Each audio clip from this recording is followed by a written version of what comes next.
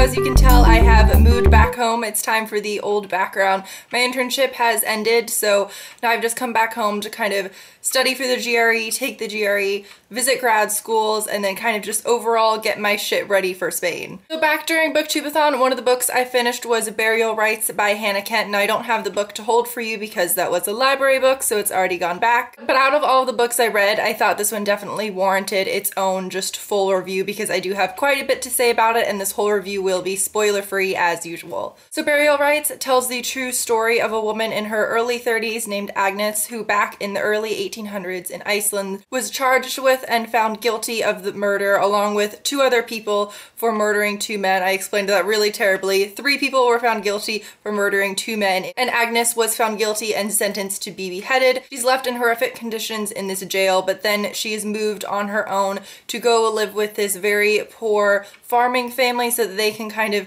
not so much be her caretakers, that makes it seem to be more positive than it actually is, but to just kind of watch her. Each of these 3 people who have been sentenced to death have been allowed to choose a pastor to kind of talk with them. So she kind of out of nowhere seemingly asks this sort of young novice pastor who's very unsure of himself. The book is told from multiple perspectives, mainly Agnes's, but also other members of the family, Toti, the pastor. And my favorite aspect of the book was seeing the reactions of the family members to her sort of integrating and becoming sort of a member of their little unit, and how their reactions to her and their feelings towards her just sort of evolved over time. I'm sure anyone would feel this way who's read this book, but I certainly loved Agnes's sections the most, and that's not just because she's the most interesting character in the book. The sort of master, I guess you'd say, who she's charged with killing is sort of the most strange character in the book, but Agnes's voice is just so beautiful and so poetic and so intelligent. You definitely feel like you're reading her sections. The writing of her sections feels very different than the writing of, say, Toti's sections. You can tell the author has made it a point to make the writing very different for each character in the book, which works well because obviously you're in different people's minds.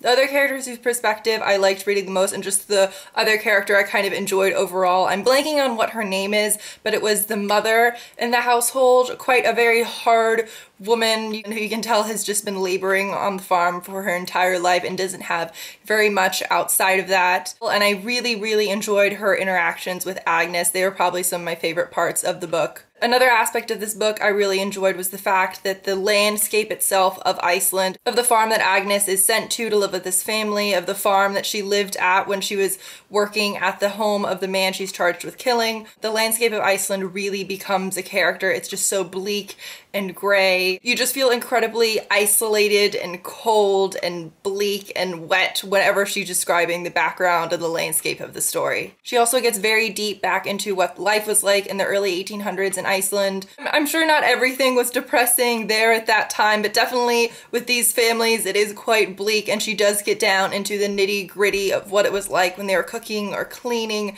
etc., anything like that, but not so much so where it gets boring. I actually would have enjoyed even more of that, but you can tell she has definitely done her research for what life was like back then. She also places in documents, and I'm not sure if these were directly taken from stuff she found during research that have been translated, but they're documents between sort of the higher ups in Iceland at the time who were in charge of overseeing this murder. And it was just so strange to read, say, what they were going to use to chop off their heads, how and who was going to do it, how they would be paid, and what they would be using the money for. It was just done so matter-of-factly, and it didn't feel as if they were talking about murdering or killing people.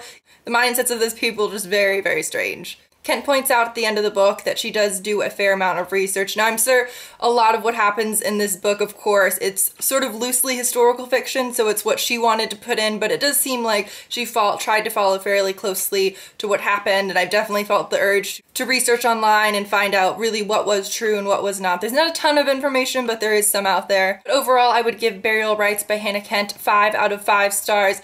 Let me know if you've read this book and what you thought about it, and I'll see you guys soon. Bye.